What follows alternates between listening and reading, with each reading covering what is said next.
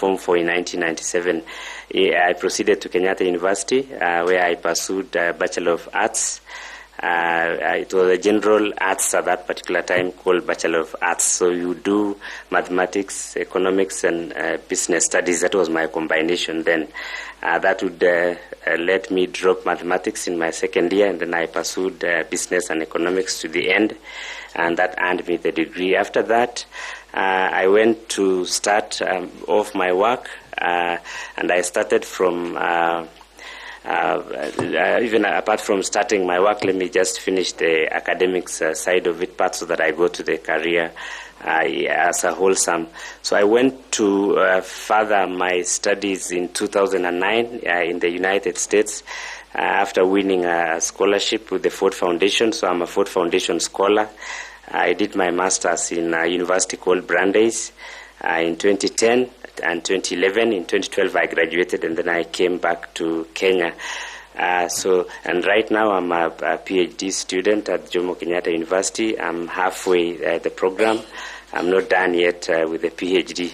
So that is my career. In between my career work, I managed to do a lot of trainings. I did trainings on performance management.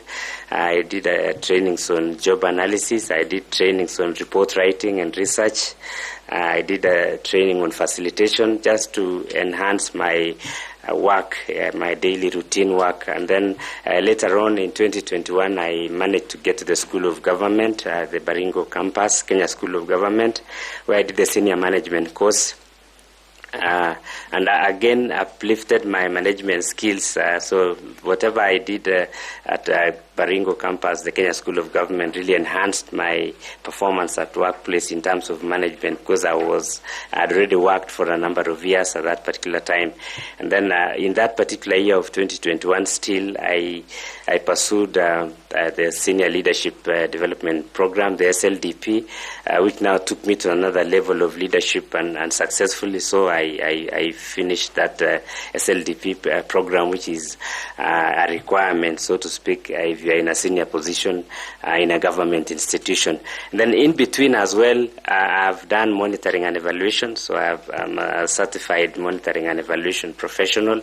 That again enhances my work, my day-to-day routine work in the place of work that I work. So I try as much as possible to add value to the work that I do. So that's my career.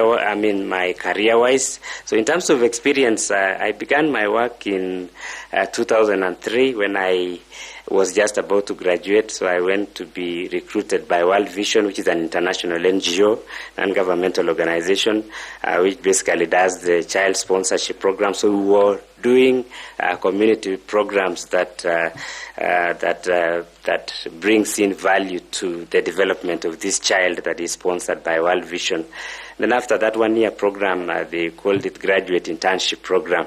Then after that, I again looked for a job, so the internship ended, and I looked for a job where I was recruited by an agency called KREP, Kenya Rural Enterprise Program, as a microfinance officer. So I transitioned again from now the World Vision, which was an international organization, to KREP, where I was basically in the field. So I went to the field to do mobilization, because KREP was doing lending. As a microfinance officer, you were tasked to go to the field and have people in groups, or train them to register. If you find a registered group, fine, you train them on the loans, and then you give them the loans, you monitor repayments of loans. So that's what I did. So that's still part of my larger community interaction. So I started interacting with the community way from World Vision, and then now at KREP Development Agency doing the financing of it. And I was able to at least reach out and again do my work so well at the KREP Development Agency. After that, I transitioned to a financial institution. I transitioned to the bank, that is the Transnational Bank, now the Access Bank right now, as a customer care officer. So I was recruited as a customer care officer in 2006. And then I now started building up my values. You are in a bank, you are seeing every other cash here and there, and if you're not a trustworthy person in a bank setting, you might start messing up your career right in there. And at the bank, right in there, I remember I was given all the keys to all the other areas of the bank where the assets of the bank are kept. So that's where I started now thinking, okay, so you can be trusted this much. And I built my values way from that world vision and now KREP, because you are dealing with money in the fields and collecting repayments and banking for the institution. Now coming into the bank again, you are interacting with finances here. So the values of being a trustworthy person, person of integrity, started growing right in there at the bank. So at the end of the 4 years in the bank was already profitable. So at least that's something that I am really proud about.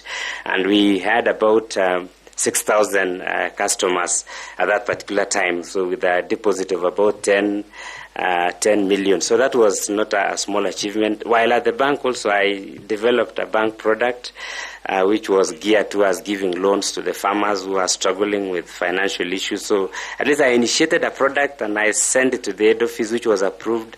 And then I won a cash award of 5,000. So again, making the people benefit. The award wasn't really for me, but the award was for these farmers who were struggling with the loans because they were not allowed loans. They didn't have securities. And so I developed a product towards that. And then I left the bank in 2010, having won that scholarship now, the Ford Foundation scholarship. I resigned from the bank to pursue the master's. And so once I graduated with the master's in the US, I came back. So I was also jobless. That was 2012. So I came back and then started looking for work. And I got an opportunity with the Independent Electoral and Boundaries Commission. So I was recruited to manage the elections in Baringo in 2013 as a county returning officer. So that was another assignment, again, having been in the microfinance, in the bank, now at master's with a master's degree, jobless, and then now you get into an electoral process, the management of it. Gave me a very interesting opportunity, which I really loved. I loved doing that IEBC job, which I was transferred from Nakuru to Baringo. I was recruited in Nakuru County. And then I think at that particular time, the IEBC thought it is good to reshuffle the staff so that you don't work from the county that you come from, so you transfer to the neighboring county. So I served in Baringo County, which is a very good county, and I want to thank the people of Baringo County for the opportunity they gave me to serve that particular general election for 2013. A very green officer from master's degree and not knowing what elections is, but having won through a competitive interview, went to manage the elections. But I remember, when I went to Baringo, some people told me that elections has never been peaceful here in Baringo, and there was so many information about elections not being free and fair. And then I said, no, this year we are doing peaceful, free and fair elections in Baringo. And exactly that's what we achieved at the end of that. So I was in charge of the county positions, the women rep, the gubernatorial seats, and the senator's seat, but overall overseeing the entire process at the county level. Because as a county returning officer, you have constituencies. I think that's fair enough. We understand what a county returning officer does. Thank you, Chair. Officer of the IEBC. After that, what did you do? Just briefly, in a minute, kindly. Sorry, Chair, I've gone overboard. After that, the election at the IEBC, so I went to. I again became jobless, and then I sought for an opportunity to work. I was applying for positions, and then I was recruited by Kericho County Assembly as a research officer. So I got an opportunity to again start off working in Kericho as a research officer, and then I grew through the ladder from the research officer all the way to the deputy clerk position that I hold right now. For the last 11 years and 3 months, I've served at the County Assembly of Kericho. So I deputize the clerk on matters of administration. Any operations at the County Assembly, I oversee all the operations. And then I ensure that work at the County Assembly is done as it is expected of by law. Thank you, Chair. So do you come from Kericho or Nakuru? Because you have mentioned two counties. both of them as home. Yeah, thank you so much. I come from Kericho County. I was brought up in Nakuru County. So I was brought up in Nakuru County because my parents passed on, and so I was brought up by grandparents who live in Nakuru County. So you're a dual citizen? Not really, Chair. Both of them is regarded home. If being brought up in Nakuru County is home, and I hail from Kericho County, they are both my homes. If we were to make a decision based on a county that you come from, which one should we give to you? No, it's Kericho County. Okay, fair enough. Thank you. Please proceed. Thank you, Chairman. Mr. Lagat, having perused your folder, I do not seem to see your regional degree certificate. I've also seen an affidavit, and in respect of the matters that you have deponed therein, and seeing the position that you are applying for, in the event that you had the opportunity to be an IEBC commissioner, please tell this panel, basing on the experience that you've had in your career journey, how you would impact the 2027 elections, noting the averments in your affidavit on how you lost your degree certificate. Yeah, thank you so much, Vice Chair, through the Chair. That is a personal story, the way I lost my certificates, and it is good for the purposes of the information of this panel. I was working at Lunguruani, the branch of Transnational Bank. There was a problem in 2007, 2008, immediately after the elections, the post-election violence issues came up. Now, even before the post-election violence issues came up, there were issues of threats and intimidations. I was working for a financial institution that was perceived at that particular time to belong to some stakeholders, some stakeholders in this country. Now, people started thinking we want to attack this financial institution. So we really had a very rough time trying to convince the people that this financial institution holds your money and it belongs to you. I remember personally being threatened and being called that we need the access to the bank to take away our money. And I was telling them, I can still give you the access, I have no problem. Those are my leadership dynamics that I used. It is at that point that I thought my life was at risk and my certificates were in danger. So I picked my certificates and kept in a relative's place where I thought it is safe. Now, in a relative's place, that's where all my certificates were stolen in that 2008. All of them, about 26 certificates were stolen. So I went back to the drawing board again because of my resilience and my hard work. I said, however much the certificates are lost, I'm not lost, I'm intelligent, I'm a young man who can still pursue more and get much more certificates. So I got it back, and then that's where I am in right now. But with respect to 2027 now, as I transition, violence is not an end to a better thing. That is something which we will preach. That is something which I will preach. If I was to be given this opportunity, I would look for ways of disseminating information to tell the people that violence is a bad thing.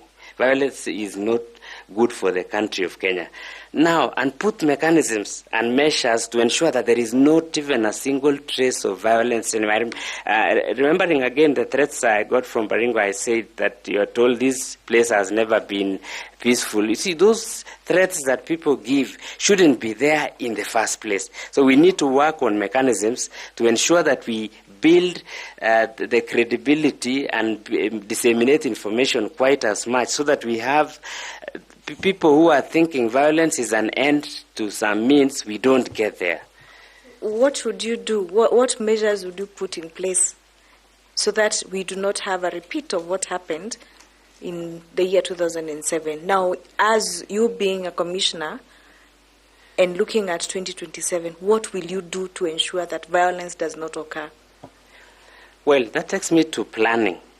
That takes me to stakeholder management. That takes me to the role of the various key stakeholders, like the security, for instance. How well do we start planning for an election, or how well do we sensitize the people way ahead of time so that we don't have, I said, a trace. You see, the problem is balkanizing issues, and then when it gets to violence, it means something was not done prior. So for me, as a commissioner, I would come in and start putting in mechanisms as early, like education, for example, civic education, if we would say, and the role of somebody who wants to instigate violence should be, the adequate measures should be taken upfront so that we don't have a repeat of what happened. You see, like if you tell people violence is bad, you can be jailed for 12 years, whatever law that can be there to prescribe a penalty, if it's a penal code or any other law, people need to be sensitized and actually that be actualized so that we don't have a repeat. So apart from the security mechanisms and the stakeholder engagement that we would require each and every stakeholder to do their part way in advance, my issue is about time. At about what time do we bring in those stakeholders so that their planning is well done, or the citizens are well informed? So that's how I would approach from that angle. Thank you, Chairman. Thank you, Langat. I wish you all the best. Thank you so much. Thank you. Thank you. I'll invite Madam Caroline Kituku to ask you some questions. Carol, please. Thank you, Chairman, and good afternoon, Mr. Kipruto. Good afternoon to you. Yes. The legal framework or the laws that governs elections in this country outline the processes on the counting, the tallying, and the transmission of results, right from the polling station. Should you become successful to be the chairperson to be the member of the IEBC, what are some of those measures you would adopt to ensure that there is accuracy and transparency in the counting and tallying of results? Yeah, thank you so much, Caroline. I think those are requirements of law that needs to be achieved. So for me, in terms of counting of results, even for instance at the polling station, for me, I would start from getting the right personnel at the polling station. When IEBC is recruiting personnel, we would look into as nitty-gritties as getting the right personnel who are competent and qualified to even manage the small issues that collate to those tallies at the very simple polling station. Then in terms of a bigger picture, the system that is being used. I mean, do we have a robust system that when you log in there using your credentials, you have already registered your presence in that polling station? Is this system seamless to the end until it gets you the results at the end of it all? Then number two, I would do a lot of training, especially for the voters, again, the voter education. For you to earn that credibility, it reminds me of telling people the deliberate things that they need to do and the deliberate things that they don't need to do. If you tell someone that, please, the voting time is this, come, queue, vote, and go home, those things need to come early, because at the end of the day, that is what adds up to that accuracy. What have you done to ensure that it is that accurate? Now, the role of other stakeholders. What are other stakeholders doing to give you the validity or to give you a nod that you've done the right thing here? So we have to really mobilize ourselves early enough and train or disseminate information even to the other stakeholders, so that whatever we'll be having at the polling station all the way to the county tallying center, to the national tallying center, is what was done at the polling station. And that way, the consistency, the accountability even at the polling station will give you credibility, and you will meet the thresholds of Law, Elections Act and the Constitution. As a follow-up question on that, the requirement of the law is very clear that there must be public posting of the results at the polling station, and we must have electronic display of the results that have been transmitted. So in that, using that now as the legal requirement, what are some of those measures that can be done to enhance the realization of that requirement? Public posting of the results and electronic display of the results. Yeah, thank you so much. Thank you so much, Caroline. Yeah, I think still to enhance that the transparency and accountability, if the law requires that we post results after, it speaks to the accuracy now after counting, after the agreement with the agents, and after that exercise is done. That publication at the notice board of a polling station, that ought to be done, because whatever you are putting there at the notice board, and security issues again come in there, so that people don't interfere with that result, or the agents have different results from what you've posted at the notice board. Then in terms of electronic display, if and when the results are uploaded at the end of the tallying or in the course of the counting, because there are so many positions done, you could enhance by having a system that is real time. For instance, if the display is required at the constituency or at the tallying center of the county or at the national tallying, we need to invest on real-time system that display the results actually real-time. If that will help, I think we will be good in terms of accountability and credibility and accuracy of the results. So my second question is that the same law requires that there be transmission of the results. So what are some of those measures? There's been this public outcry about delays in transmission of results, particularly the presidential results. So what are some of those measures that you can adopt to ensure that that delay has been overtaken or is addressed?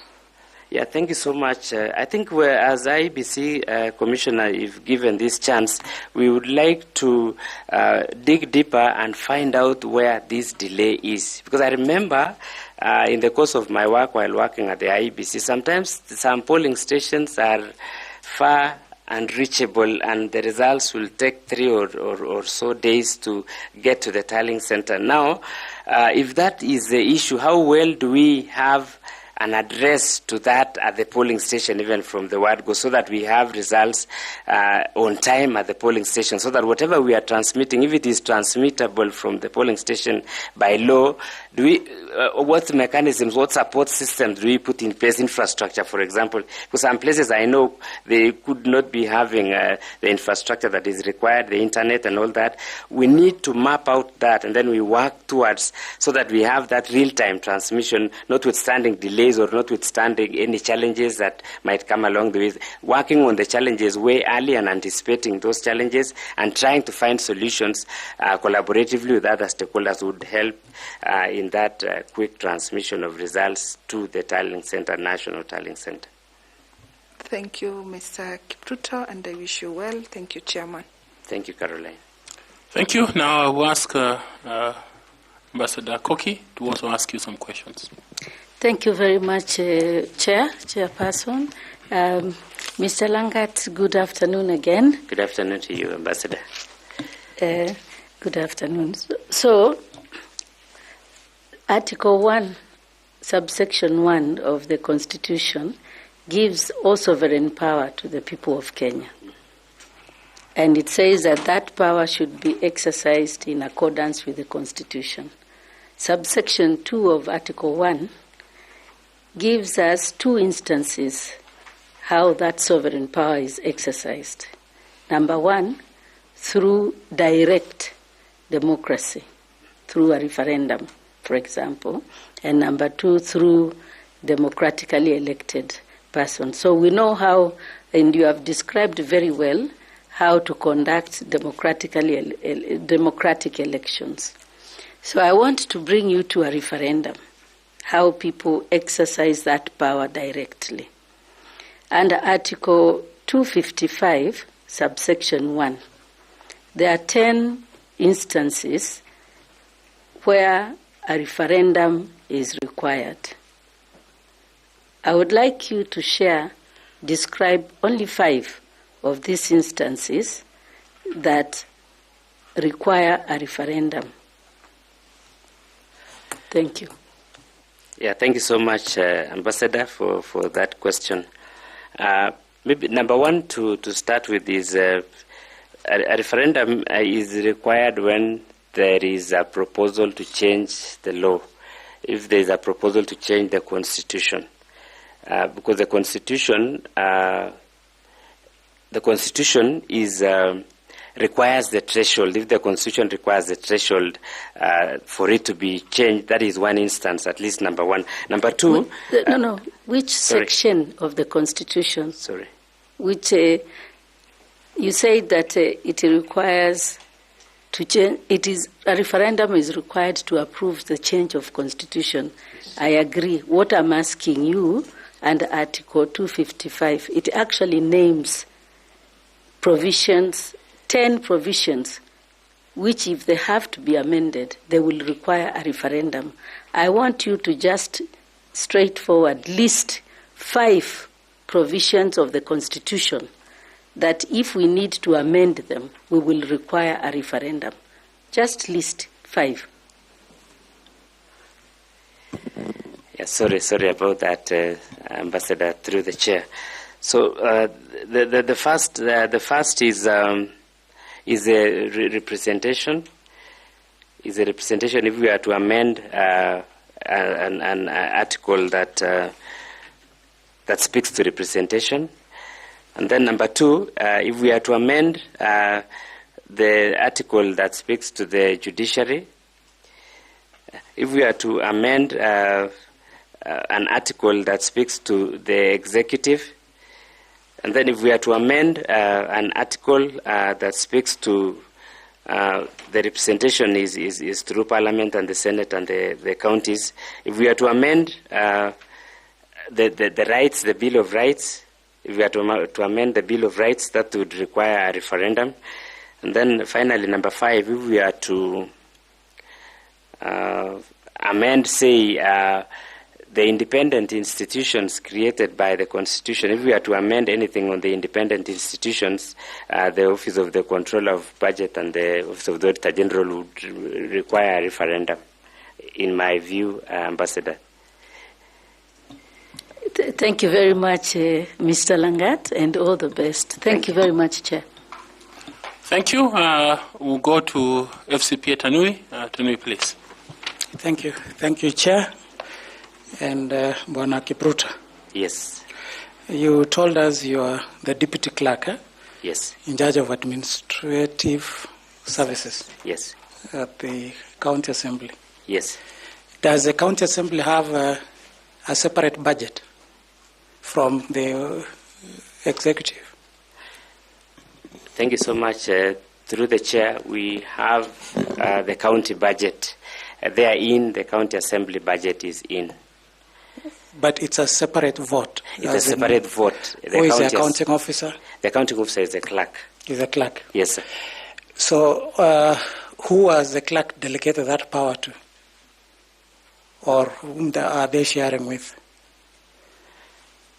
Yeah, thank you so much. Through the chair, the County Assembly as structured right now, we have 2 deputies. We have 2 deputy clerks. We have one in charge of legislative and one in charge of administrative services.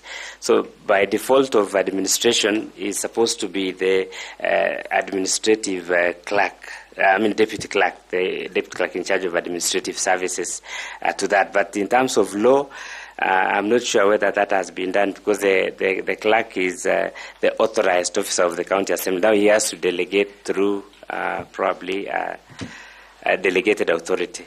So who has the clerk delegated to? Yeah, in our own context of Kericho, yes. The clerk has delegated to the deputy clerk in charge of legislative. Oh, legislative? Yes. Not administrative? Yes. So you don't handle any finances? So what does your work entail as a deputy clerk administrative services? So thank you so much through the chair.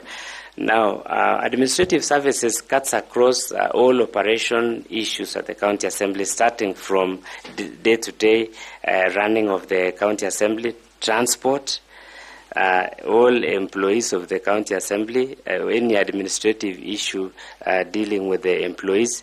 I do supervision of the departments, all the departments in the County Assembly, including even those employees that are working with the MCAs. So basically my work is cross-cutting So any operational issue, if it is liaison services, so I do a lot of liaison services. If there are communication to external stakeholders, I'm communicating to the external stakeholders. If there are stakeholders getting in for a meeting, I'm doing those stakeholders.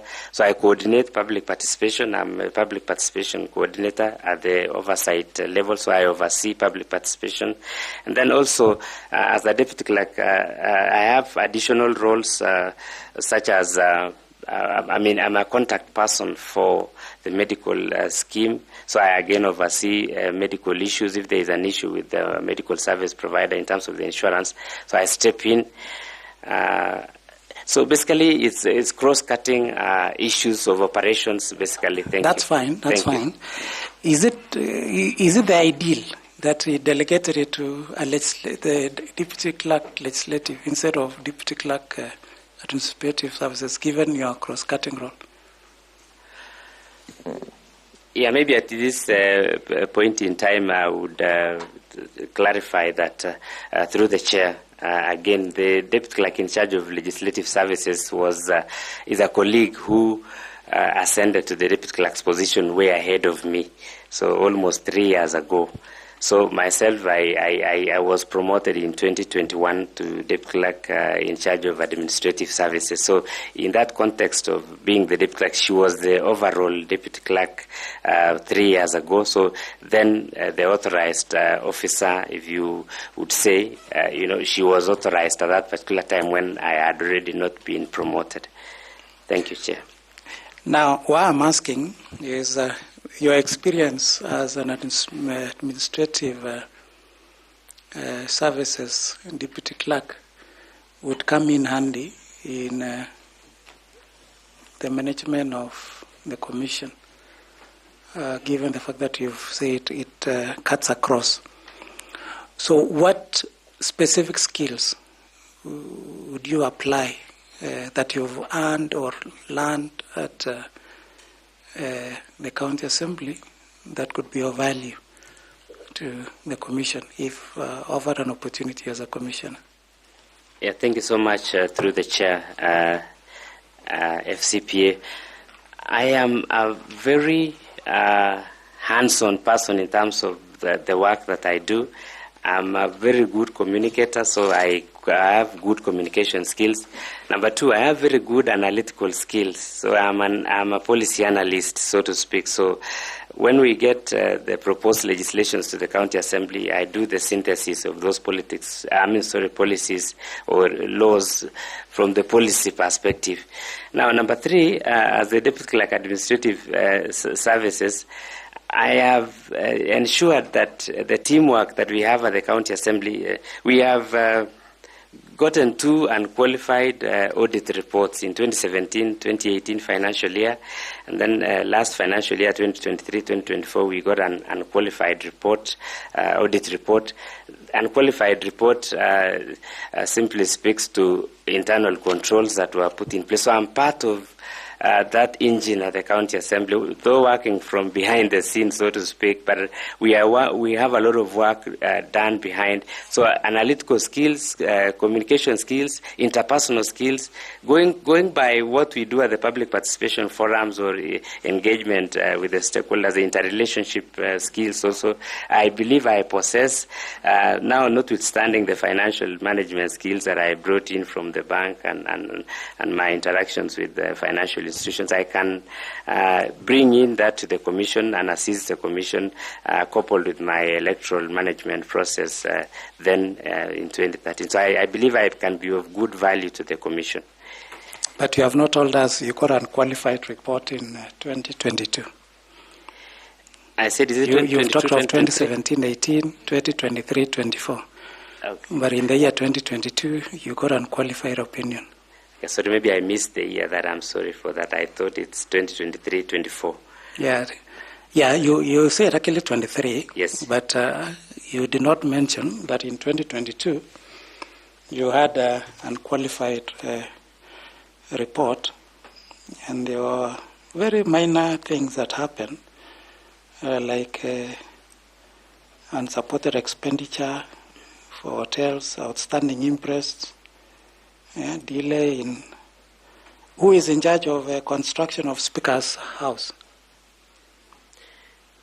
Does it fall under your docket? Yeah, the Speaker's residence. I participated part in evaluation of subcontractors. So that's what I participated in. And then overally, later on, I was also given to be in charge of the implementing team, the implementation team.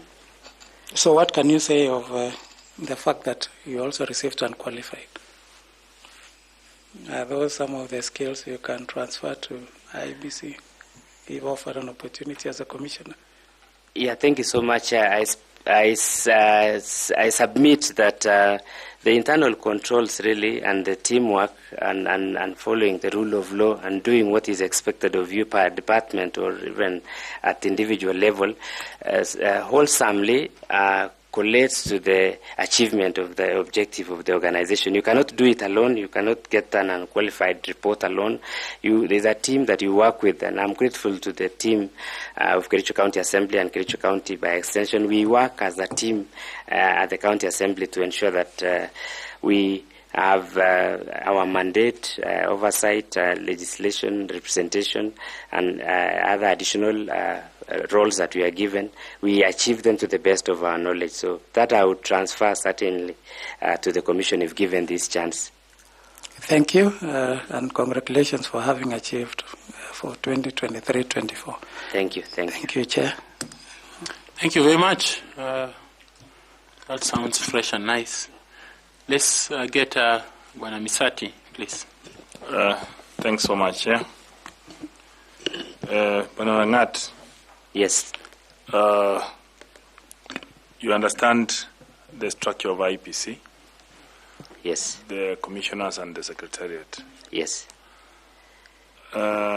Considering the strength of IEBC and the secretariat, as they have to work together for them to achieve anything they want to do. Now, what initiatives will you put in place to strengthen the collaboration between the two? Yeah, thank you so much, James, for that question, and through the chair. The staff is the engine of an institution. At the Kericho County Assembly, I'm sorry, Chair, because I think I ran short of time earlier on. I'm in charge of, I am a member of the advisory committee, the staff advisory committee, which is created by the Law County Assembly Services Act. So being a member of the advisory committee, we take pride in having staff that are competent, the staff that are doing their work, and there comes in promotions, and if there are discipline issues, it's dealt with. For me, I would go back to planning. For a successful and effective flow of work from the Commission, we have to really plan very well and see how the constituents, how the staff are constituted away from the constituencies all the way to the head office, and what happens probably during elections. If you would ask me what I observed in Baringo County at that particular time, for instance, election monitors. There are staff who are hired temporarily called election monitors, and they are hired towards the end of it's close to the election time. Would those monitors be hired a little bit earlier because the campaign period is a bit longer and they are monitoring campaigns and malpractices that probably could arise? So for me, the staff is very key. Training of staff often, and then two, ensuring that all the staff of the IEBC do the right thing. I salute them. I salute them because of the hard work. But we have to always constantly have trainings with them so that they are up to date in terms of the evolution, things that evolve. And then number three, the link between the Commission and the staff, the CEO being in between.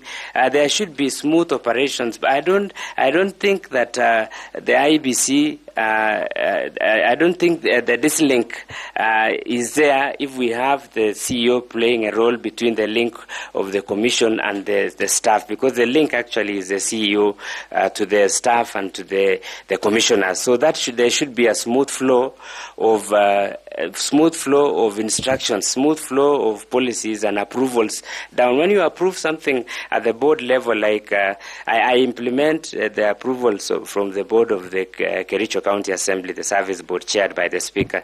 So when there is that smooth flow from the board to the staff, there isn't hitches that can come, and training is done, and ensuring that we have adequate staff to cover key areas. I think for me that would ensure that the electoral processes are manned well up to the results time.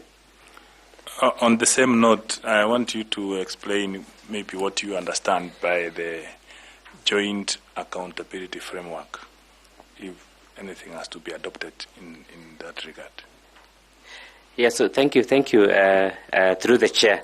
I think joint accountability framework speaks to where we have critical stakeholders who have a common objective and they are working together towards achieving that common objective. If each and every institution does their part according to the law, or if they work as it is required of them, I think at the end of the day we have that joint. Sorry, let me take you back. I mean joint accountability framework between the Commission and the Secretariat, not in regard to the Secretariat. Sorry, I went back to the stakeholders because still they have a role of accountability in that sense, Chair. So thank you for that correction. Now, whatever is done at the National Tallying Center has graduated from the polling station. So the outcome of whatever IEBC does is actually true to that process. So it speaks to how do we ensure that there is credibility, there is accountability all through until the outcome here. So we gain that trust at the end of it all, because we have had a process that many players are participating, and it will boil down to the outcome. So I would look at it from that perspective, that each have role that they play towards the outcome. Thanks so much. I wish you well. Thank you. Thank you, Evans. I will invite Mrs. Fatuma Saman to ask some questions to you. Thank you, Chairman. Mr. Abraham. Sorry, are you comfortable with that name? No, I'm comfortable in any of the three names through the chair. Thank you. Okay, thank you. Public participation is a mechanism of stakeholder engagement. And in public participation, there are 3 levels. There are 5 levels, but I'll give you 3 levels. One is informing, the other one is consulting, and the other one is involving. Would you please tell the panel which kind of stakeholder you will select for each? Like, who are you going to inform? Which stakeholder are you going to consult? And which stakeholder are you going to involve? Yeah, thank you so much, Fatuma, for that question. Now, the IEBC is tasked to disseminate information to the public. So most of the information goes to the public and again to other stakeholders for noting their actions. So informing could go to the main critical stakeholders who are the public, and then now other stakeholders playing the role like Parliament. Now the second one was, just remind me the second one kindly. Consulting. Now, IEBC consults. IEBC consults, say, even Parliament, for instance, in terms of approvals of the budget.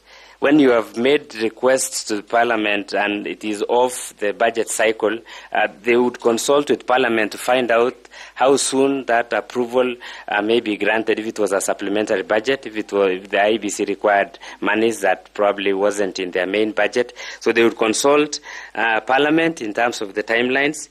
And then in terms of involving, there are critical players in the electoral process, like the political parties. IEBC will involve the political parties. Of course, they are registered agents for political parties. candidates, they would involve the candidates if there is an issue to clear with the candidates. So in terms of involving, they would involve the candidates through their political parties. And then now, informing is still, I said, to a wider spectrum, but more so voter education to the public, critically to the public. Okay, and while involving, have you thought of the internal stakeholders? Are the staff of IEBC stakeholders? Yes, they are. They are stakeholders. So you involve them? They are stakeholders. They are the ones driving the processes, and they are the ones supposed to be actually well-versed, as they are supposed to be the ones involving others, so they ought to be involved even in the first instance before other stakeholders are involved. Thank you. Thank you. Thank you very much. I ask Nicodemus Bore to ask you some questions. Thank you, Lagat. And it's good to know that you worked in the County Assembly of Kericho for quite some time. How many years have you been at the Kericho County Assembly? I've worked for 11 years and 3 months. So you worked through 2 governors? Yes. The first governor was Professor? Yes, His Excellency Professor Paul Chepkwony. Yes. And how many MCAs do you have in the Assembly? We have 47 members of the County Assembly, 30 are elected, and 17 are nominated. And last year, around October, there was an impeachment motion against the governor of Kericho. It was successful. Yeah, thank you for that question. As far as the County Assembly of Kericho is concerned, the motion was tabled for impeachment. It was approved by the County Assembly. So to us, the successes that we count right in there is the fact that the motion was tabled, it was debated, and it was approved to the next level of processing. So the success is counted from that aspect, because we count motions as our deliverables, and that's a motion that was approved by the County Assembly. What were the few areas that the MCAs felt that the governor was not doing right in the motion? Yeah, thank you so much, Chair, and I allow me to answer that question with a lot of humility, because as a staff of the County Assembly and as a professional as I am, you are required to be very objective, and you are required to be non-partisan. So sometimes issues arise, and you are caught in between, and you have to exercise your ability to remain objective in anything that you do. So just allow me, when I'm answering back to you, so that you don't judge from the aspect that the motion wasn't proper before the Assembly, or in that sense. So I was just saying that as a comment. So the governor was. There was allegations in the motion to the effect even of probably gross misconduct, for instance. So that was one aspect. There was an issue of gross misconduct. And then number 2, there was an issue of there were dismissals of staff. There were some staff who were dismissed in the county executive, and they thought probably the governor has overreached. There was a few changes here and there for staff. There was staff transfers, and the MCAs at that particular time felt that there is a lot of frustrations the staff of the executive are going through, and they thought the governor, being at the apex of the county executive, should have been the one to ensure that the staff are working comfortably through the public service management and the structures in County Public Service Board, and ultimately the committees of the County Assembly. So that's what I can remember. So as a deputy clerk of the County Assembly, is there a situation at the Assembly that, apart from the one that we have just mentioned, that you showed some kind of leadership? Yeah, thank you so much, Chair. On many instances and occasions, stalemates arise working in a political environment. The executive brings in documents, and as I said earlier, that we are synthesizing those documents. they are required to be approved. So whenever there is a stalemate, for instance, of an approval of a particular document, and it reminds me of an organizational structure that was required to be approved by the County Assembly through the Committee of Governance, Labour and Social Welfare. So it actually, there was a stalemate completely. The committee refused to approve that structure, and the county executive wanted to use the structure to employ or to recruit personnel. So I came in at that particular time using my analytical skills and analyzed the requirements of law when you are approving that organizational structure, and found a solution to that particular stalemate. And the report went into the floor of the House and was approved that the organizational structure be taken back to the executive. Now, another instance was on the budgeting issue. Our committee on budget for Kericho County Assembly is composed of elected members of the County Assembly. All the 30 elected MCAs are members of the budget. Now, during the budget making process, it was very difficult to do programs, because you want to harmonize all the programs for the members of the County Assembly proposals from the awards. And I came in with a tool. I came in with a schedule using my monitoring and evaluation skills. As I said earlier, I'm a monitoring and evaluation specialist. Designed a schedule that incorporated all the programs proposed by the wards, and that mirrors what we approve in the budget, and that there is now a smooth flow of operation at the budget committee, not as earlier because of the even composition of the membership. And we have been able to pull through very difficult circumstances. So you rise up above the occasion and you demonstrate leadership at that point, and you ensure that the smooth operations of the County Assembly are restored or are done. Thank you very much. Thank you. You have talked about monitoring and evaluation twice. Yes. Is there an institute for M&E in Kenya? Yeah, thank you so much, Chair. Yeah, I think the monitoring and evaluation is placed in departments. If I would, there is no institution that... No, I'm just asking whether there's an institute in Kenya that does M&E that you're a member to. Oh, okay.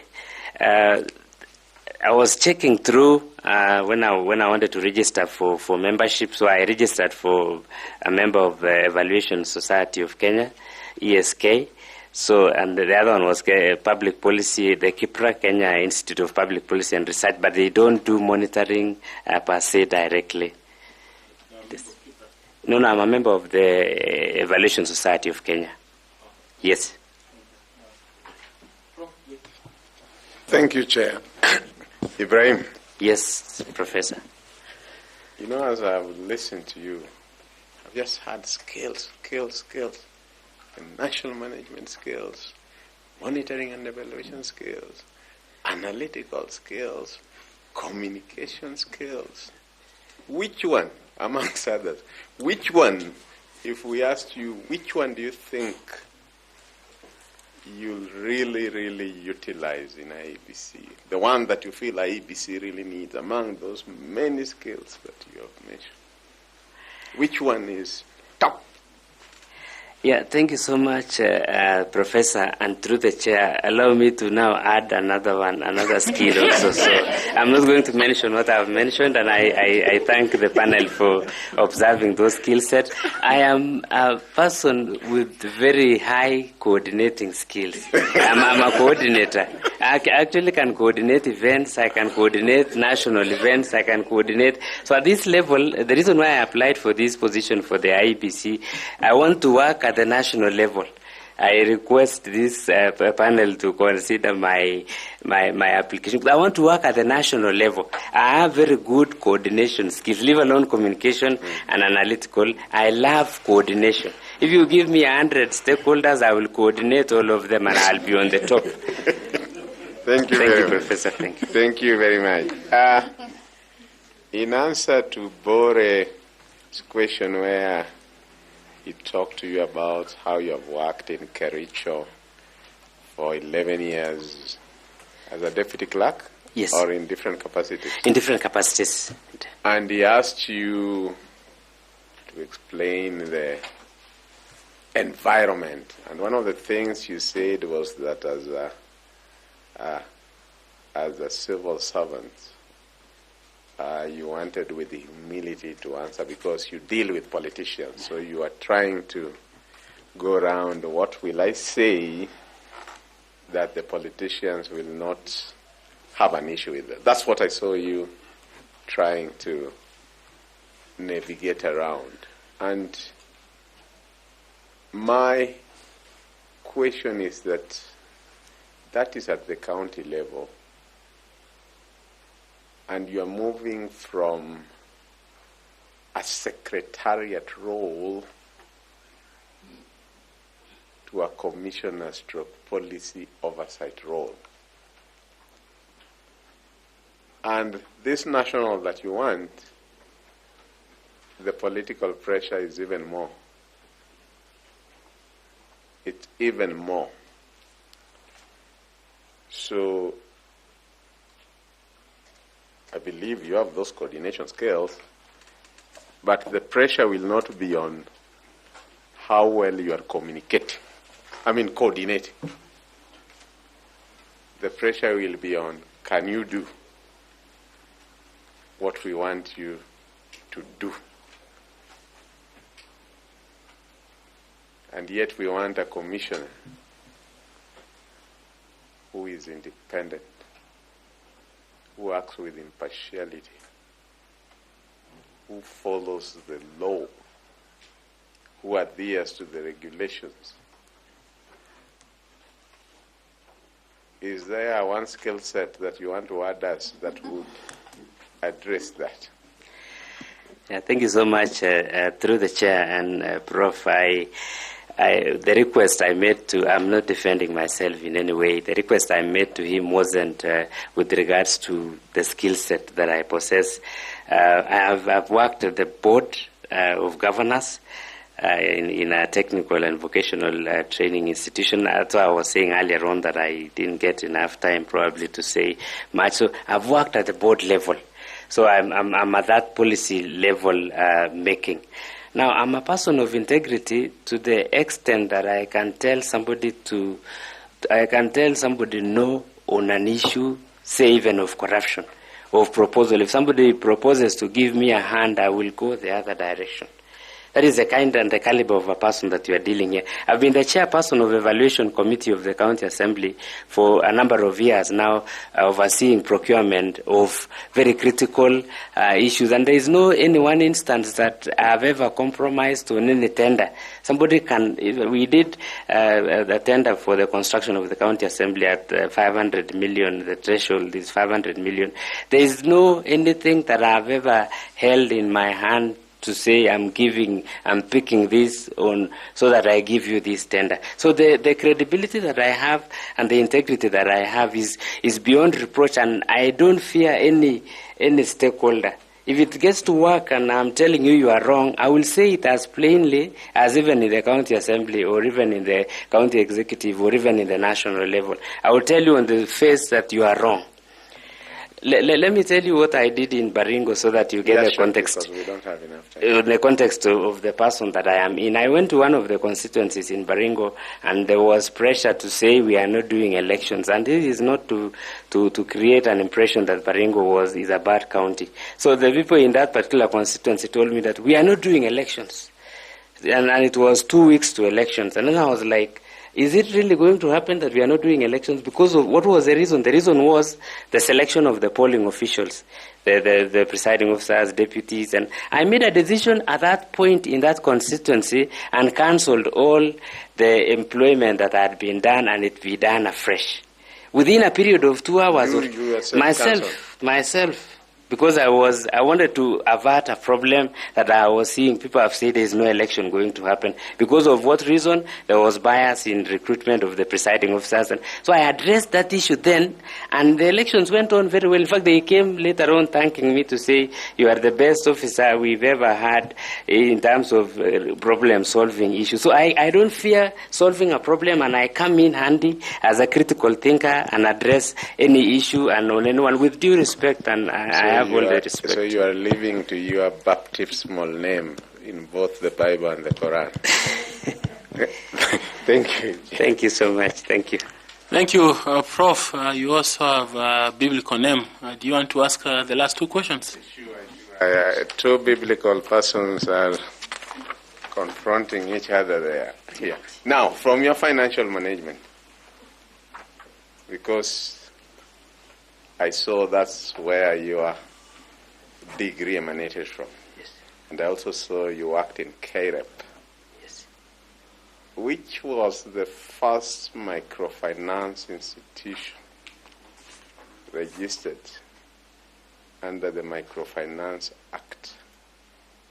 It started as a loan-giving facility before finally being recognized by CBK and being registered as a microfinance bank. Yeah, that, Prof, thank you for that question. That should be Equity Building Society. Okay, let me ask you another question that is more current. What would you say, or how has the Trump administration's policies affected the global world, and in particular Kenya? Yeah, thank you so much, Professor, for that question. And through the chair, the administration for the President of the United States, Donald Trump, came in with a lot of sanctions to stop aid in most countries, and Kenya included. And most of the aid is towards health, and healthcare is critical component in those particular countries. So with policies to say no aid, and programs are running, and it's halfway the programs, we have had a lot of cry on joblessness and the threats of closure of those programs, for instance. And thank you. Okay, thank you, Chair. Thank you. Thank you. Thank you very much, Mr. Abraham. What a pleasure it has been to talk to you, to listen to you. Thank you for coming and for educating us in many ways. Allow me to give you time to ask a question or make a comment, whatever that you like to do, with 1 minute, please. Thank you so much, Chair. I appreciate the opportunity to be here. I don't take it for granted among the many applicants who did that. I also want to wish the panel well as they proceed on for these other interviews that are upcoming. I want to thank the colleagues who came with me here and the county government employees in general, and my family who are watching for their support. So I thank you, and I hope and pray that I get a favorable result from this panel and grant me an opportunity to serve Kenya, because I want to serve this nation with a lot of zeal and a lot of commitment. Thank you so much. Do you want to send greetings to your family that is watching? I wouldn't mind. I wouldn't mind, Chair. I can say hi to my family, Bevelyn, and my children, Brendan and Brielle and Blessing, whatever they are watching me. May God bless you. Thank you. Thank you very much. Thank you very much. Please remember to pick your certificates. Thanks. Thank you. Thank you very much. Thank you. Thank you, Chair.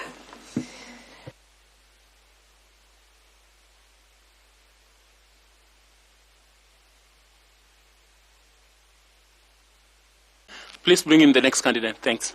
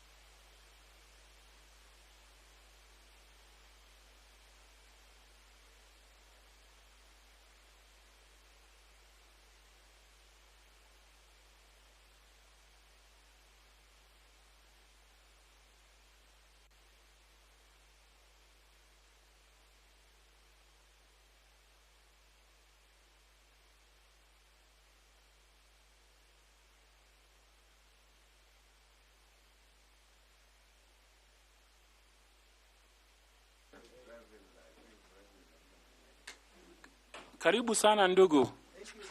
Tafadhali keti.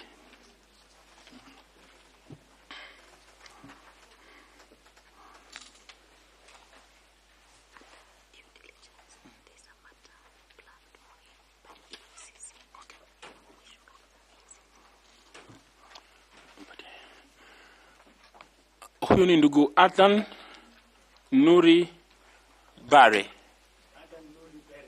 Bere. Asante, asante, asante. Welcome to this interview. We are grateful to you that you saw our advert and showed interest and sent to us your application, and we are grateful. I know that most likely you have come from Tana River for this interview. Yes, and we don't take that lightly. We'll just know that this panel sincerely appreciates, but much more Kenyans, because Kenyans are looking for commissioners for the IEBC, and all of them are glued, waiting. And thank you for being one of those that are seeking to make an answer to their request. My name is Nelson Makanda. I am the chair of this selection panel, and so I'll just coordinate my colleagues here to ask you some questions. But first of all, let them introduce themselves. Linda. Good afternoon, sir. My name is Linda Kiome. I serve as the Vice Chairperson of this panel. I take this opportunity to welcome you for this interactive session. Karibu sana. Bwana Bere, jambo. Naitwa Bwana Andrew Tanui, mwanachama wa chopo hili la uteuzi, na karibu. Shikamoo. Naitwa Caroline Kituku, a member of this panel. Bwana Adan. Yes. Good afternoon. My name is Adam Solo, a member of the selection panel. Good afternoon, Adam. My name is Bore, a member of this committee. Assalamu alaikum. My name is Fatuma Ali Saman, a member of the panel. Good afternoon, Mr. Bere. My name is Koki Muli Grinyo, and I'm a member of the selection panel. Karibu sana. Good afternoon, Mr. Adan. My name is Evans Misati. I'm a member of the selection panel, and we welcome you to this interview. So thank you. Please take a maximum of 5 minutes to introduce yourself. Give us a brief profile of yourself and why you think this job is suitable for you. Thank you very much. Thank you, Chair. My name is Adan Nuri Bere. As you indicated, I'm from Tana River County, Coast Region.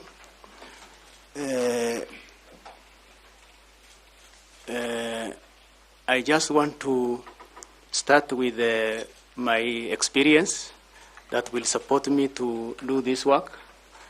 And I want to start with the relevant experience that I have.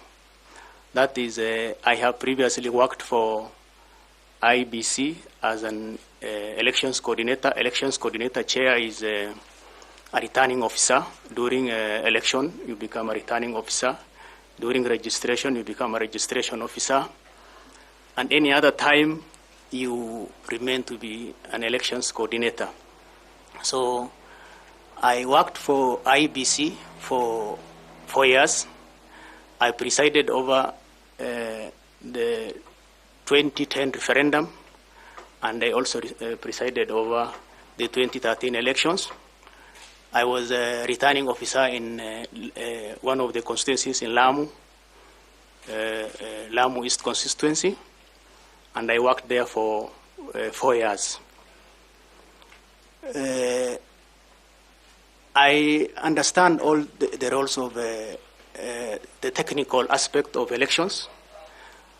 I have gone through all the processes of election, the election cycle, the pre-election, the election, and the post-election activities. I know all those activities. And that is the technical aspect of election, where you conduct the election, you register voters, you educate the public on the voting processes. You also become a trainer because of the virtue of being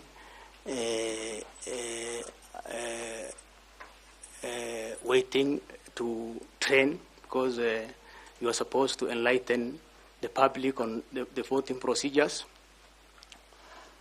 Then during election, now you prepare for election. You make sure all the election processes during the election day has been followed. You make sure that the ballot papers, the ballot boxes have been received. You have trained and deployed the election staff, and then maybe move on to something else you have done. Yes, then that is the chair. That's the technical aspect of election. And then after I left the IEBC after 4 years, I went to county government. I was employed by the county government of Tana River as chairman County Public Service Board.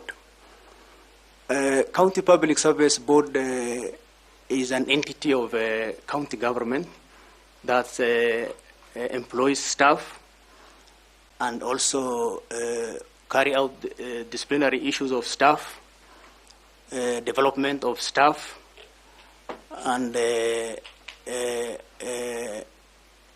also negotiation of salary with SRC, and also advising the county government on issues to do with HR. So my employment at the county government took about 6 years. It's an independent office, just like the IEBC commissioners' offices. So I was doing oversight, I was doing leadership, and that employment at the county government for 6 years has really enabled me, prepared me for this job as a commissioner of IEBC. The working of Chairman County Public Service Board with his members is just more or less the working of commissioners, because we are serving for a period of 6 years. We work through committees and we deliberate our issues through committees. So basically, I have been introduced to a form of a commission's work, IEBC commission work, because the County Public Service Board work is more or less a commission's work. Then, Chair, I have also worked, served in 3 boards as a director, as a board of director. That is Kenya Marine. For 3 years, I served as a board of director. I also served as in National Youth Service as a board of director, and I'm currently serving at National Museums of Kenya as a board of director. At National Youth Service, I was chairman, HR committee. Currently, I'm the chairman audit committee. And while I was serving at Kenya Marine board, I was chairman of scientific committee and also a member of an audit committee. If you look at the settings and the working of these boards, they are more or less also the same as IEBC board, IEBC commission. So I'm already exposed to that level of leadership, the level of governance, and the level of oversight required for this job. In terms of academics, Chair, I think maybe before I go to academics, I think we have noted you have a bachelor's and a master's degree. Yes, I have a master's degree, a bachelor's. I'm currently also pursuing a PhD in leadership and governance. Thank you. Fair enough. I will ask. Thank you enough. That's enough. There's something I've not said. Okay. Mm-hmm. Okay. As a young man, full of positive energy, I was employed also by Kenya Wildlife Service. I served in Kenya Wildlife Service for 18 good years. I grew through the ranks from a very junior officer to a middle-level manager. And my my role in KWS was basically law enforcement, and that also has really prepared me for this job because as an IEBC commissioner, you'll be interacting also. One of the responsibilities is to interact with stakeholders, and one of the stakeholders is law enforcement officers. So I'm also capable, and I also have a lot of experience in that area of law enforcement. Thank you. So you are an officer. I want to ask the Vice Chair to ask you some questions kindly. Thank you very much, Chairman. In your career journey, throughout the years that you have rose yes. to the status where you are today, yes. Can you give an experience, one of your experiences to this panel, where your leadership skills were tested, tried and tested, and you came out strongly? Thank you, Chair. When I was serving at the IEBC in Lamu East as an elections coordinator,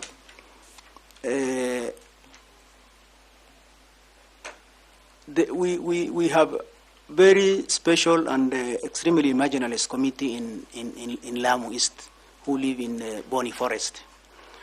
And initially they had 2 wards, but they lost one of the ward and they remained with 1 ward.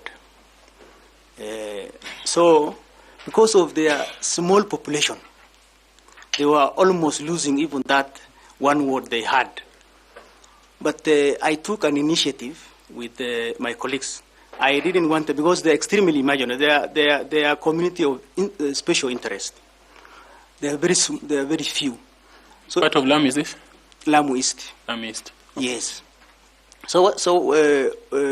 And we had to defend. We had to defend their status. We had to explain so that we prove that they really need their ward has to remain. So I did that, and eventually we won because I rallied even other communities within the constituency, so that they also give support to this community, this minority community, extremely minority community. And at the end of the day, we managed and we were successful, and that ward is still there. And so it was a very big plus for me because I helped a minority community to have a representation, which they wouldn't have if they would have lost that ward. Okay, thank you very much. What kind of skills and competencies do you have that you think would be helpful to bring into the table in the IEBC Commission? Thank you, Chair. Chair, the IEBC work as a commissioner requires an all-rounded person. And I feel that I'm an all-rounded person. If you look at my employment history and even my papers, I'm generally an all-rounded person. When you are an IEBC commissioner, you need to know an element of HR. While I was serving at the county government, I was basically an HR person at that high level, as a commission level. Because what we do as a county public service board is basically HR. Our work is more or less that of public service commission. Another one, please. Move on to another one. So I have that skill of human resource. Then I also have a skill on audit, because I've been in audit committees for several times. Then I also told you I also worked as a law enforcement officer, so I'm also good also in that. Then governance also and leadership. I have experience in governance and also in leadership. So I'll bring to IEBC those kind of skills. Thank you, Chair. Okay, I'd like to ask Madam Caro to take over from there. Thank you, Chair, and welcome once more, Mr. Belhe. What are some of the constitutional principles that guide IEBC when undertaking boundaries delimitation? constitutional principles. IEBC has a responsibility of, it's true, they have a responsibility of demarcating the constitutional the boundaries, because they inherited that mandate from the previous Boundary Review Commission. So one of the principles is that you have to look at the geography of the place. You also need to consider the community of interest, the population of the people in that area. So you look at those aspects when you are looking at boundary review. You also look at the transport, the mode of transport within the area. Yes. So there is this principle of the equality of the vote. Yes. How does it apply in relation to the IBC's mandate on boundaries delimitation? Equality of? Vote. Do you know the principle? The principle of the equality of the vote is that no one vote has more value than any other vote. All the votes are equal. Okay, with that understanding then, how does that principle help IBC when undertaking its mandate on boundaries delimitation? That will help IEBC because IEBC has to understand that whatever happens in one area has to happen to all the other areas, because Kenyans are equal and they need to be treated equally in all aspects of election. So one of the things that the IBC must do is to ensure that there's a balance in between the urban and the rural populations whenever it is undertaking boundaries delimitation. So what are these challenges that you foresee should you be successful? Because one of the things that most likely you will do and would be a priority is boundaries delimitation. So how do you intend to balance this, and what challenges do you foresee? I think one of the challenges that I foresee is the public has been waiting for this to happen for a long time. We are supposed to do boundary delimitation between 8 to 12 years, a maximum of 8 years, and that I think has lapsed. So there are a lot of communities who want to be delimited, the areas to be, for them to get an additional wards, additional constituencies. So I think there will be a clamor for more. So that's going to be a very big challenge for the incoming commissioners. And again, I think one of the challenges again is resources. With our current status of finance, IEBC might not be able to do that work effectively because of resources. So let's speak about two particular things that are helpful. Yeah. The first one is that when we speak about, I didn't hear you say anything about the rural and the urban, the need to balance that, because there is this understanding that rural constituencies particularly have a larger area as opposed to the urban. So how does the IBC come in to ensure that in the processes of boundaries delimitation, there is no big variance that comes in between these two centers, the rural and the urban? Okay. In boundary delimitation, I think the Constitution provides for that there's something called the quota, where you now subject the entire population to the number of constituencies, and then now you vary that number in case it's a sparsely populated area, and if it is also a densely populated area, you provide the number. Yes. Thank you so much, and I wish you the best. Thank you, Chair. Madam Koki, please take over.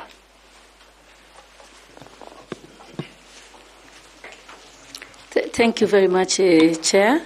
Mr. Bere, I will ask you some very quick questions, and I would like to request you that you be specific and brief to the point. Okay. You have told us that you have worked for IEBC for 4 years. 4 years, yes. Therefore, you are familiar with the electoral cycle. Sure. So, post-election phase of assessment of the electoral process is done immediately after elections. Let's say that you are lucky and you are offered this position as a Commissioner IEBC member. Yeah. You will be required to conduct a post-election review.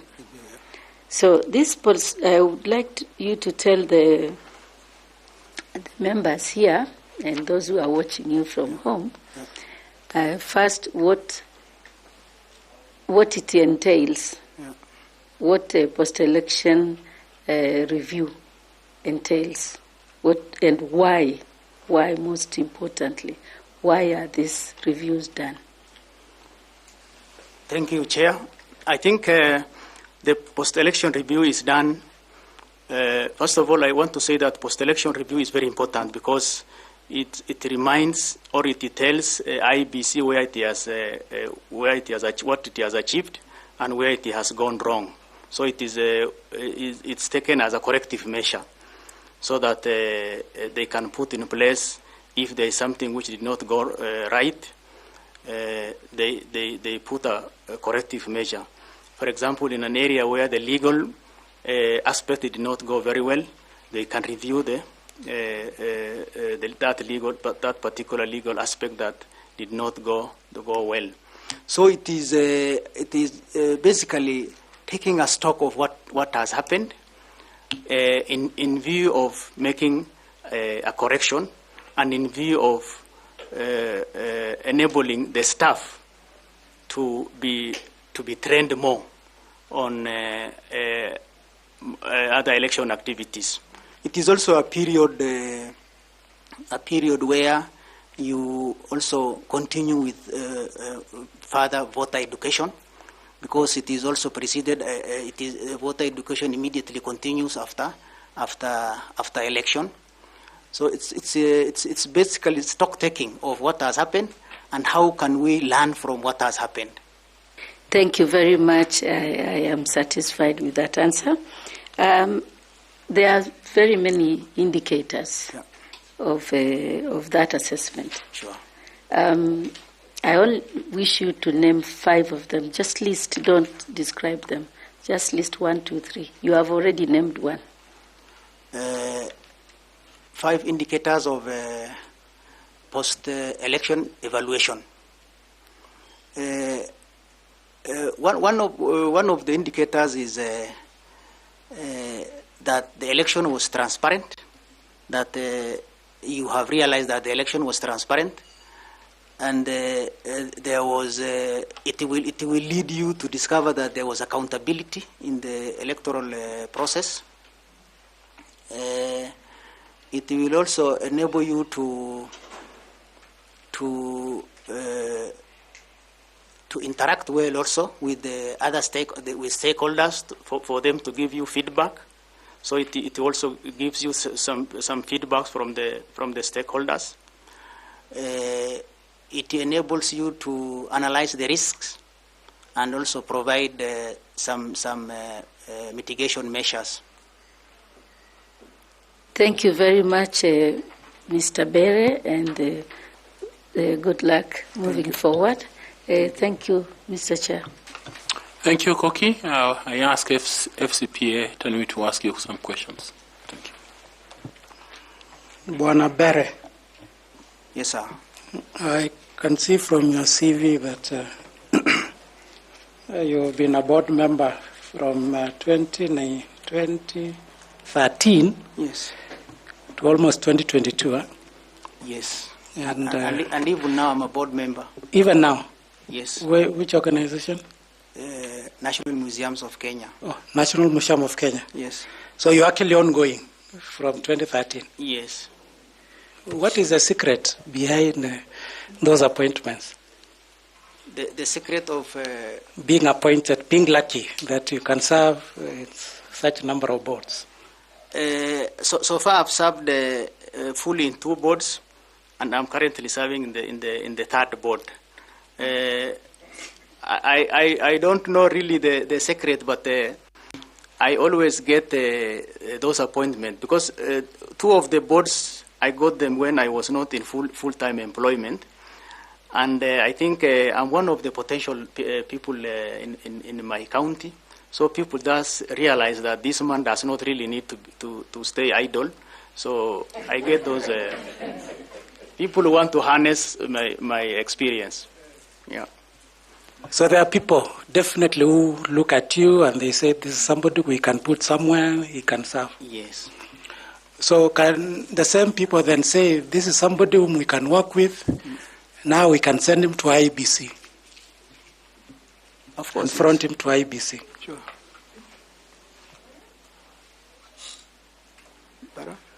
Possible that the same people who have always seen your ability, and they can also go ahead and say that we want Bwana Bere. Yes. Is it possible? I think it's not really possible because those people who will take me to IBC is this panel. It's not any other people. If you give it to me, then I'll be very happy, because that's why I'm here. But I don't think if there is any other entity that can give me this job other than this entity. Why I'm asking that question is IBC Sure. is a referee. Yes. And I believe there are people who have fronted you or recommended you. Actually, you've said that there are people who have seen your ability and they have said this man cannot stay at home. So when you go back and you are serving, at least you always look back and you say, if it wasn't for so-and-so, I would not be in this position. So how will that, assuming you get this position, how will that influence your ability to offer independent and professional service as a member of the IEBC Commission? Thank you very much, Chair, for that question.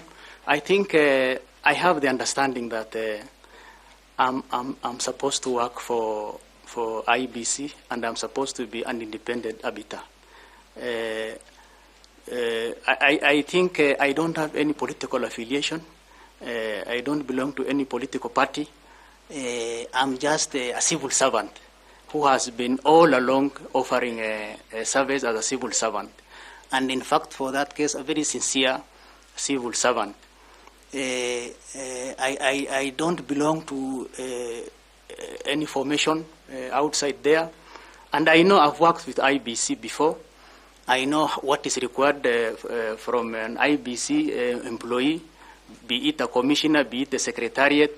So I don't come with any intention of any intention of any malpractice.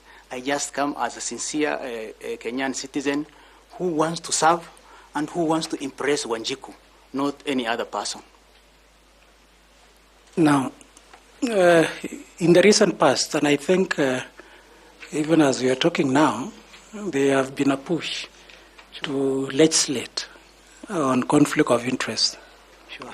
Why would the country, as a way of fighting corruption? Sure. So why is there a need to legislate on conflict of interest? There is a need because if you are found that you did something which was proven that it amounts to a conflict of interest, then you have to be taken through the court of law, and there must be a legislation to support that. So how does legislating on conflict of interest help in the governance of an institution, and maybe in this case an institution like IEBC? It is going to be a reference point for anybody who will be working for that kind of institution, that this particular item has been legislated, and if you do anything against this legislation, this will be the penalty. So you will know, just like any other offenses, that this is an offense. Okay, what is conflict of interest? Conflict of interest is a situation where, as an employee, for example, you are a director of an institution, and then there is a tender going on, and then you have an interest, and you are also a part of the organization. You have an interest, and you have not declared that interest, and then that thing is now legislated in your favor or given to you. So, and yet you have not declared that interest. So that's a conflict of interest. It also occurs even in the areas of employment. Okay, in your course of duty, yes, have you encountered any conflict of interest? Yes, of course. When I was working for county government, we have encountered those elements of conflict of interest. I'm talking of Adan Nuri Bere. Yes. As a person, have yes. you encountered? Yes, I've encountered a conflict of interest. Did you declare it? Not personally me as Adan Nuri Bere, but as an institution. Which institution was this? That's the county government of Tana River. The county government. So, county government is big. County Public Service Board of Tana River. County Public Service Board. So, what was the conflict specifically? The conflict is in the areas of employment, and there were some advertisements which were made, and then there was two of our board members who had one had his wife, and one also himself did the interview. Yes, but they both declared a conflict of interest, and we didn't even participate in the recruitment. Some other parties went ahead with the recruitment. And then one of the losers now went to Public Service Commission, and the IEBC. They reported, but we did the case, and then we were vindicated. I thought you were given a caution. Yes. So is a caution being vindicated? A caution, you have not been taken to the court of law. If it was a very serious issue, it would have been taken to the court of law. But there was no serious evidence, so they said we should just give you a caution. Thank you, Chair. Who gave you the caution? IEBC, EACC. The Ethics and Anti-Corruption Commission. Yes. They gave it to the county service board members or to you? To members. To all the members. To all the members? Yes. Okay.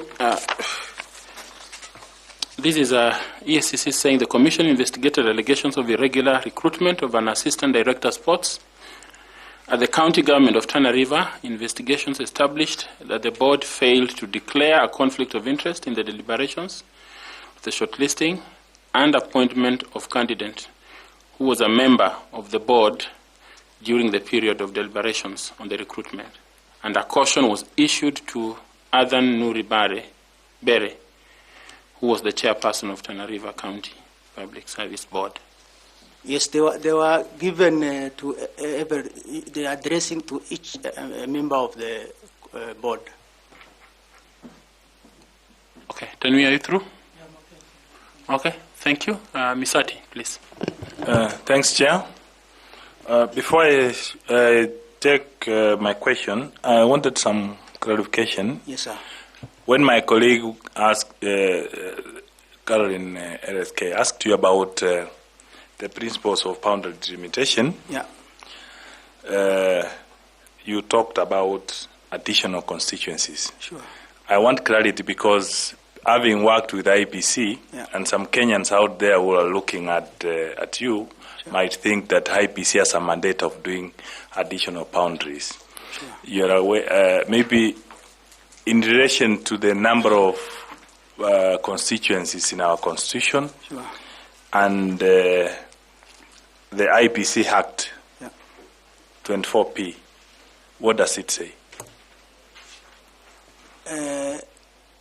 IEBC Act 24B.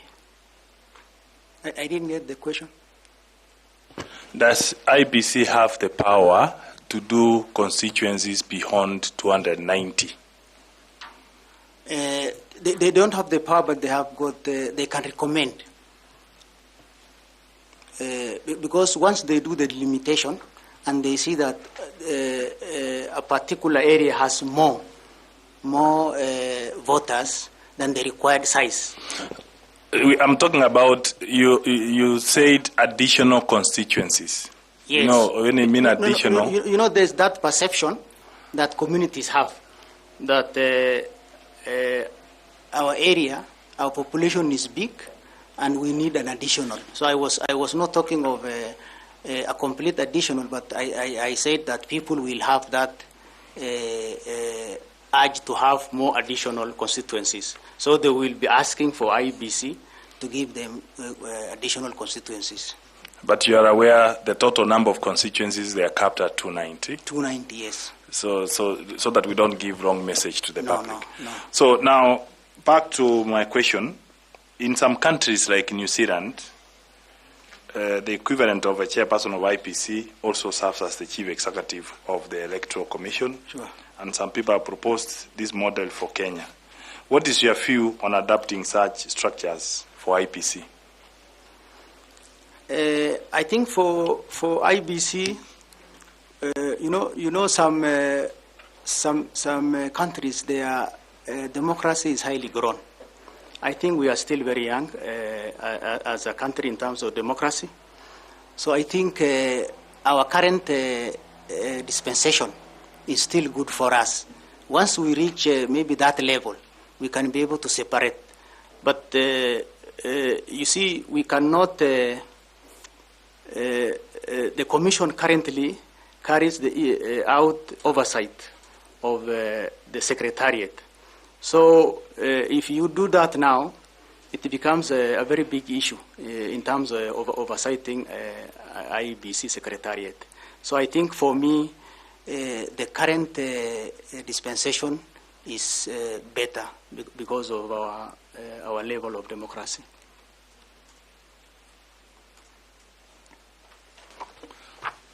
So how do we address the issues which have been disturbing us, particularly the issues of procurement in IEBC?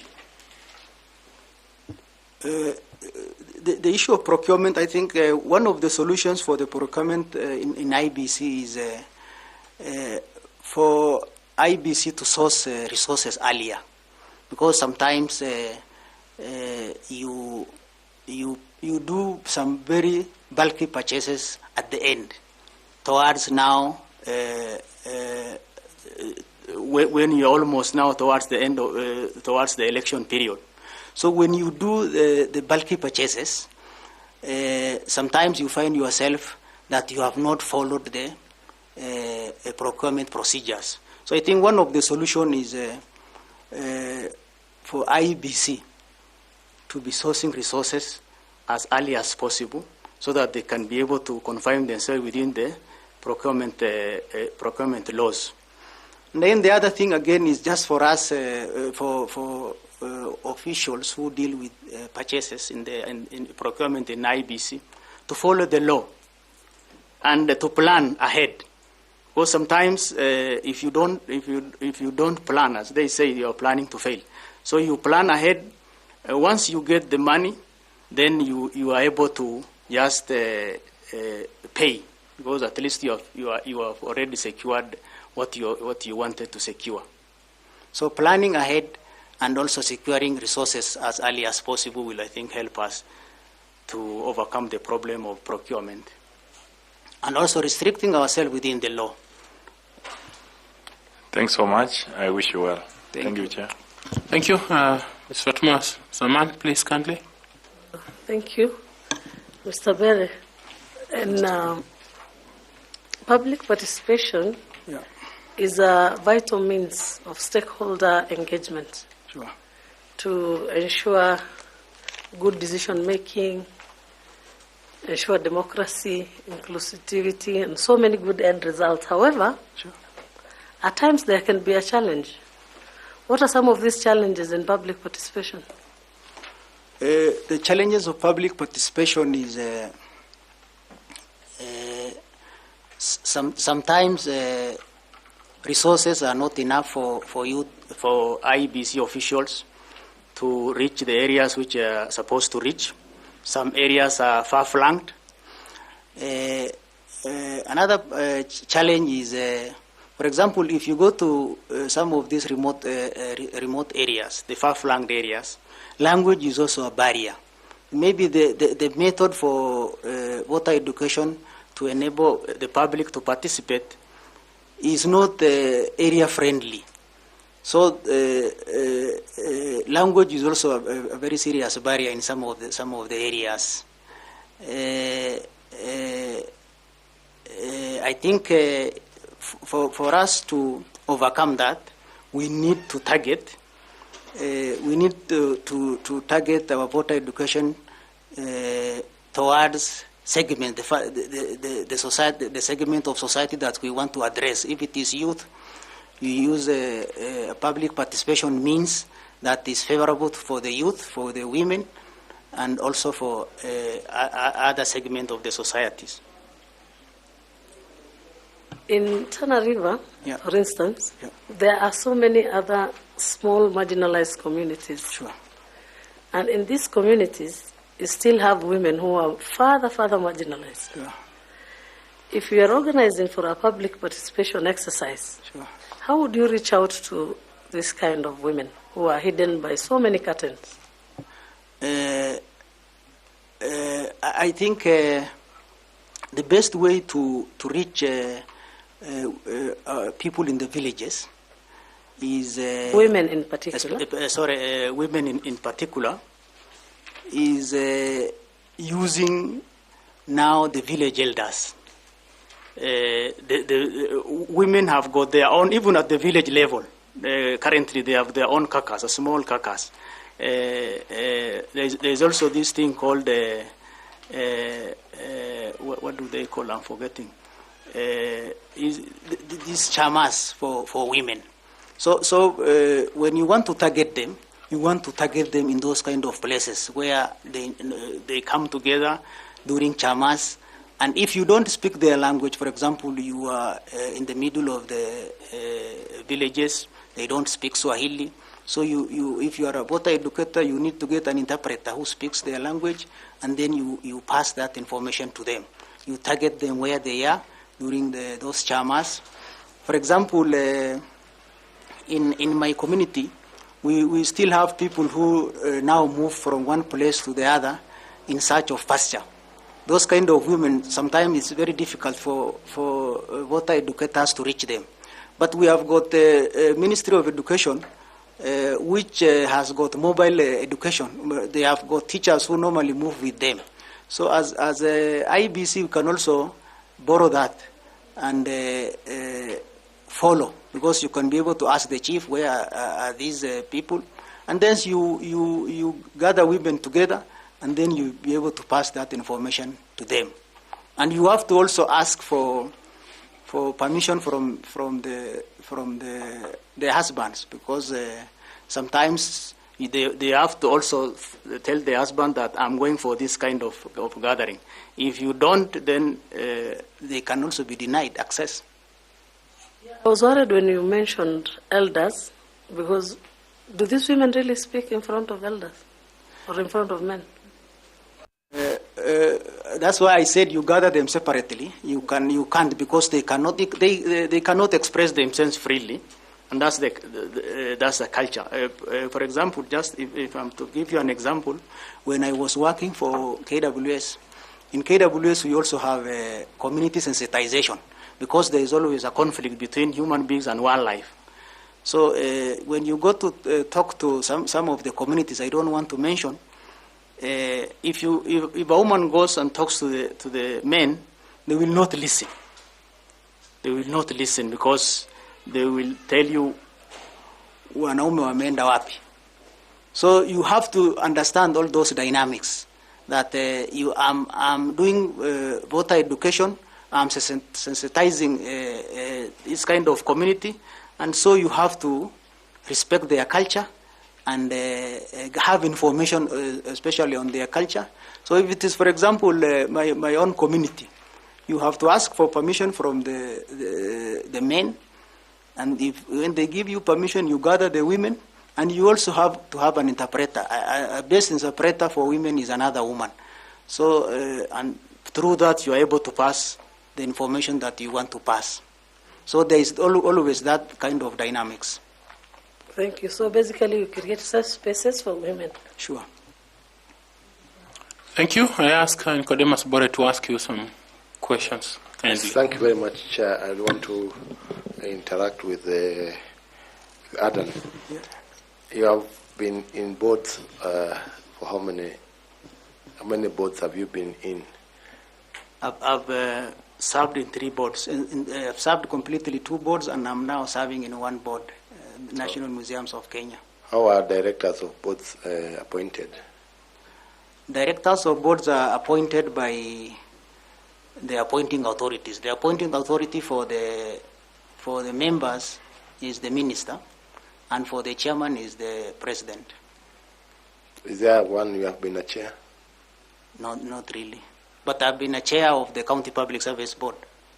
So in the first board, you served under which ministry? Kenya Marine Fisheries and Research Institutes. It's in Mombasa. The headquarters is in Mombasa. So which ministry was that? Pardon? Which ministry?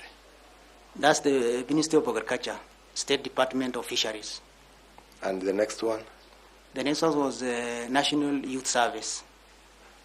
That was under Ministry of Gender? Gender, yeah. What about the last one? The current one is also the Ministry of Gender. So you told Tanui that in all this, you just picked because you come from Tana River. I was nobody knows me at the national level. Chair, I just want to say this. I don't know those appointing authorities, but the persons I know is our local politicians. You see, if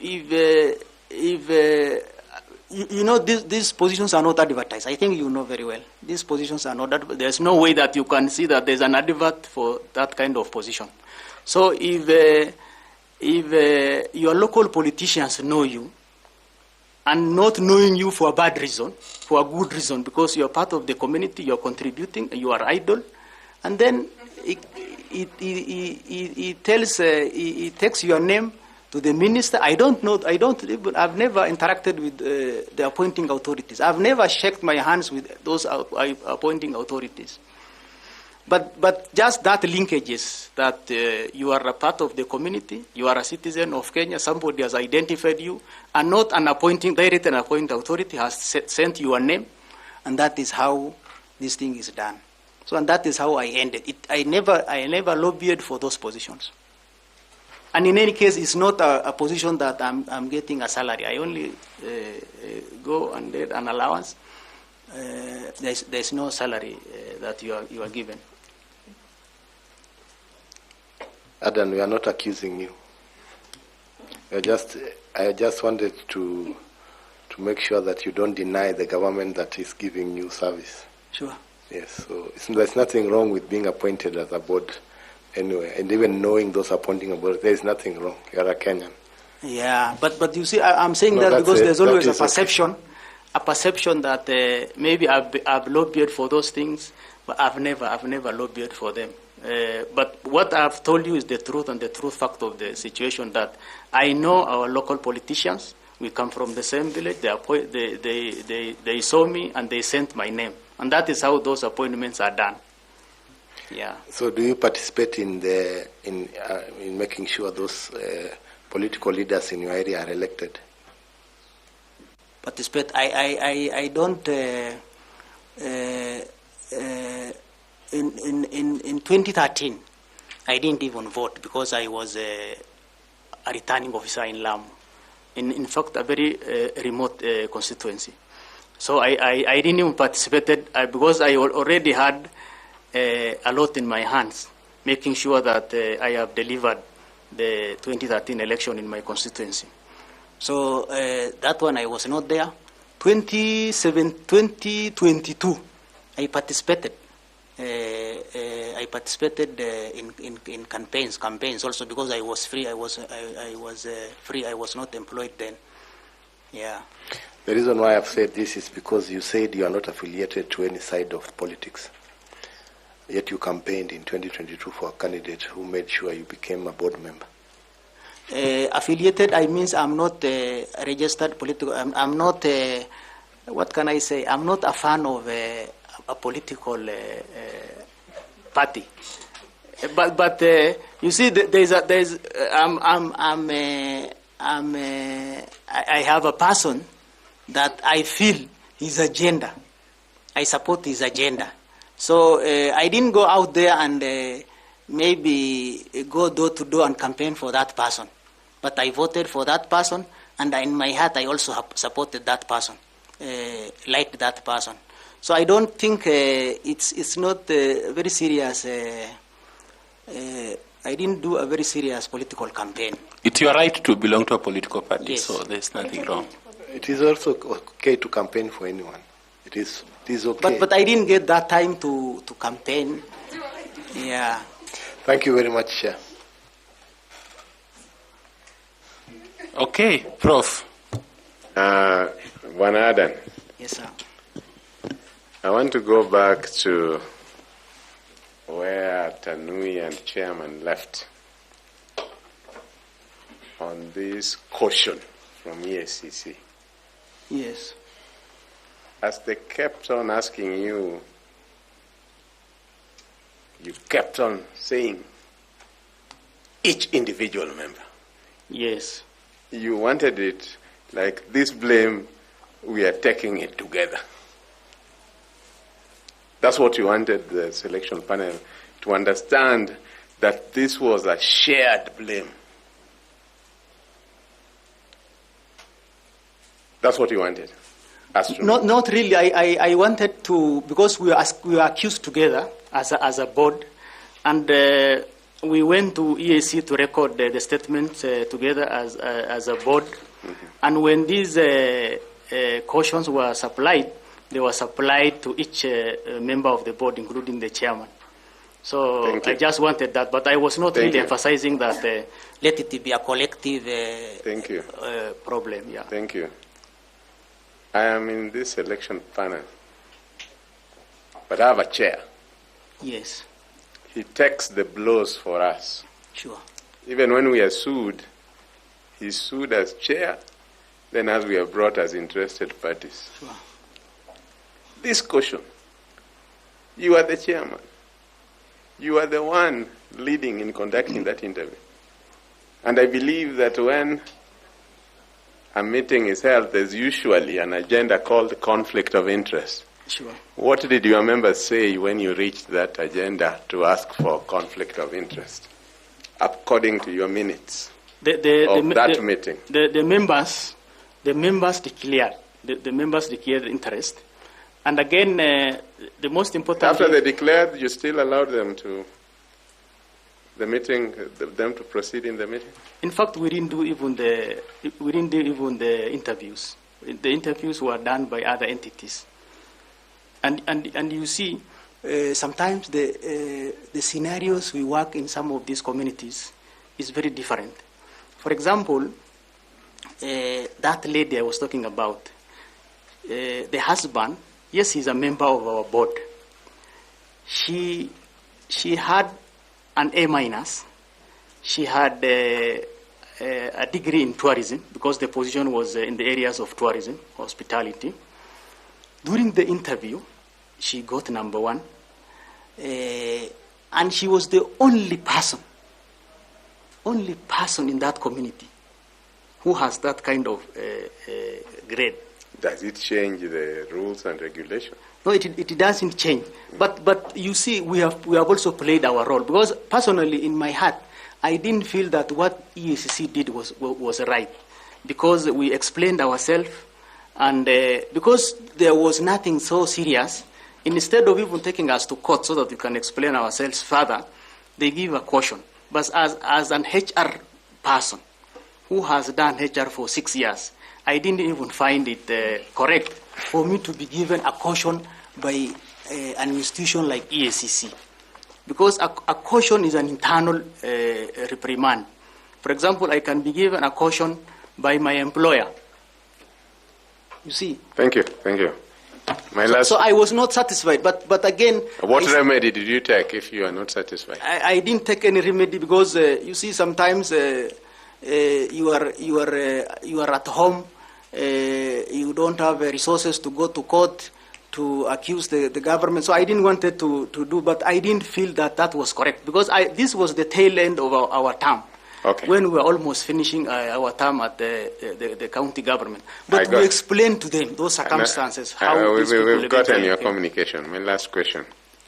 The Constitution requires selfless service based solely on the public interest and the declaration of any personal interest that may conflict with public duties.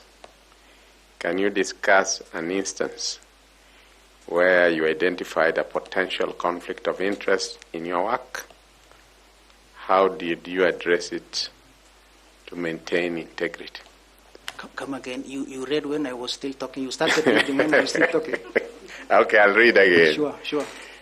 The Constitution requires selfless service based solely on the public interest and the declaration of any personal interest that may conflict with public duties.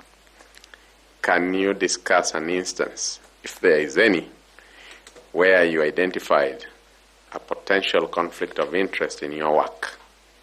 How did you address it to maintain integrity? I think one of those instances is the one we have just talked about, and I don't remember any other serious incidences where I found myself in a conflict of interest. I've worked in the 3 boards I've talked about. I've worked in Kenya Wildlife Service for 18 years. I don't remember any other case other than this one incident. Yeah. Professor, you usually have 2 questions. Yes. Yeah. Adam. Yes, sir. You've worked for so many years. Sure. In the Kenya Wildlife Service. I served for 18 years for Kenya Wildlife Service. You also have a degree. Yes. In that area. Yes, a degree in wildlife management. The Kenya Wildlife Service runs marine national services. It runs marine national parks. It runs national sanctuaries. It runs national reserves. It runs national parks. Restricting yourself to national parks and the national reserves. How many national parks are there in Kenya, and how many national reserves are there in Kenya? I can't, thank you, Chair, for that question. I can't exactly remember the number of national park and number of national reserves. If you can't remember, that's okay. But we have more of national parks, and we have we have more national reserves, and we have less national parks. Thank you. Yeah. Thank you. Which West African country postponed its 2024 elections due to security and political issues? 2024 election, West African country. Senegal? Thank you, Chair. I'm done. Thank you very much, Mr. Adan. Yeah. It's been a great pleasure talking to you, learning from you, and hearing your perspectives and how you might be able to be helpful in the commission of IEBC. I want to invite you if you have any question or comment to make so that we can conclude. Please. Thank you. Thank you, Chair. I really don't have much. I want to commend you highly. I also want to commend you for invoking Article 100, Article 56, that touches on marginalized community. I'm a person from a marginalized community. Which one is this? This is an Orma community in Tana River. It's a chance for us also to participate in this kind of interviews. We have got almost 10 independent commissions, and we are not represented. So I'm very thankful, and for you to invoke Article 100 and Article 56, and I'm praying as you go and make your decision, you continue invoking these articles, Chair. Thank you, sir. Thank you very much. In the morning, we had somebody from Sakuye community. Yes, sir. Yes. Have you heard of Sakuye? Yes, I know. They are in Isiolo. They are in Isiolo? Yeah. There may be less than the Ormas. Yeah, we are in the same category. Okay, thank you very much. Thank you. Please remember to pick your documents, and wishing you a wonderful Iftar and Eid al-Fitr. Thank you. Thank you, sir. Thank you, Asante.